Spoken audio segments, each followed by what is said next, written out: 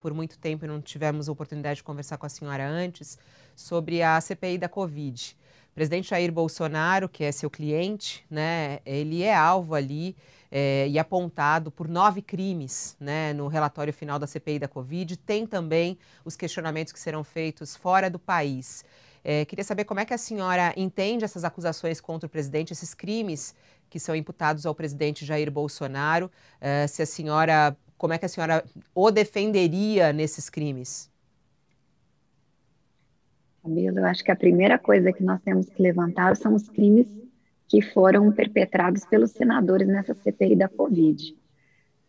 É uma CPI que durou 6 meses, com ilações falsas a respeito de inúmeras pessoas. Eu cheguei a ser citada por senadores que agiram de forma irresponsável, né, me apontando aí como participante aí de negociações de vacinas, testes, sei lá mais o quê, simplesmente por conhecer muitas pessoas em Brasília.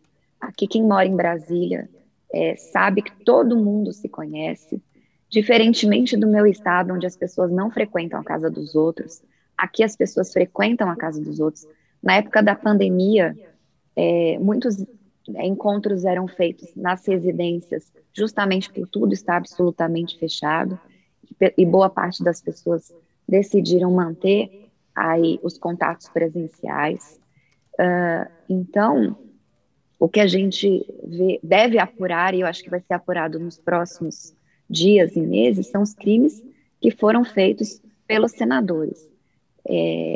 Como todos da imprensa, todos tiveram acesso aí ao relatório final da CPI do Covid, ali não vejo consistência nenhuma, só ilações, e no final da CPI do Covid, como eles não identificaram absolutamente nada de consistente contra o governo, decidiram partir para o ataque a pessoas próximas, chegaram a cogitar de convocar a ex-mulher do presidente e o filho mais novo, que tem 20 e poucos anos, com ilações absurdas. Quando citaram meu nome, eu fiquei absurdamente assustada, porque eu estive no Ministério da Saúde uma única vez na minha vida para conhecer o ministro Queiroga, né? A senhora E entrou. não tive aí participação, negociação, não tenho clientes que estão envolvidos aí, as empresas que estão envolvidas na CPI da Covid, mesmo salientando que seria um, uma enorme satisfação advogar para essas empresas,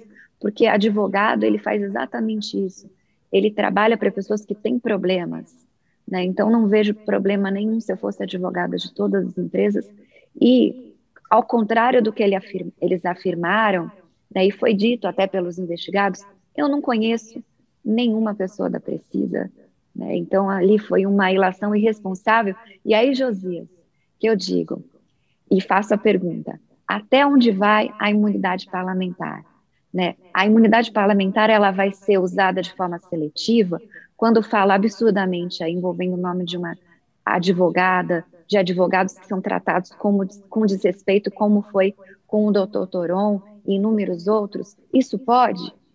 Né? Fica assim essa minha provocação. Ou só a imunidade não vale quando fala de pessoas seletivas ou de temas, é, Acho que não temas pode. Se falou mentira, não pode. Não, a imunidade não encobre. exatamente.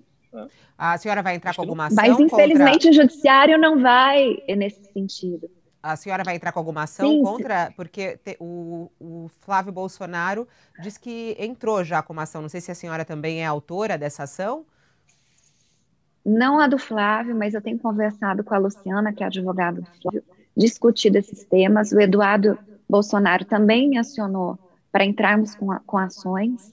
Né? Tem um deputado do Amazonas que fez contato comigo ontem, que também quer entrar com ações judiciais pelas mentiras que foram faladas em relação a ele, a família dele, que foi fortemente atacada. E né, até o envolvimento do meu nome me trouxe clientes novos, que eu também fui acionada por empresas envolvidas na CPI da Covid. Ontem, inclusive, entrou em contato uma delas, pedindo para entrar com a ação contra os senadores pelos esses abusos de autoridade, porque eles não podem falar de pessoas. Quando citaram meu nome, obviamente que eu fiquei preocupada, porque meu trabalho sempre pautou na ética, sempre foi uma pessoa correta, e de repente aí me envolvem com coisas, inclusive, inexistentes, e isso não pode ser feito, porque essa destruição de reputações, sejam de pessoas físicas, de profissionais e de empresas aí, que para continuar no mercado de trabalho terão que passar por compliance de outros clientes, né, porque quando se trata aí de políticos, fica aquele embate político e eles discutem entre si, mas quando envolvem pessoas físicas, e, sejam ou pessoas jurídicas, a situação fica muito mais complicada. Ô, doutora, Imagina eu não poder passar em compliance de clientes do setor privado porque senadores de forma irresponsável usaram o meu nome. agora, doutora Karina, a pergunta que eu fiz à senhora em relação a isso foi justamente sobre as acusações contra o presidente Bolsonaro também. Achei importante a sua fala, dizendo a respeito dos ataques que a senhora sofreu na CPI. Mas em relação ao presidente Bolsonaro, a senhora acha que não vai dar em nada? Ou pode dar alguma coisa? Preocupa? Não preocupa? Não vejo preocupação. Como eu disse, após ler o relatório que foi disponibilizado pela imprensa, não vejo consistência alguma aí no que foi apurado na CPI. E eles, não encontrando nada contra o governo federal, começaram com esses ataques de ordem pessoal, envolvendo os filhos, ex-mulher, enfim, auxiliares.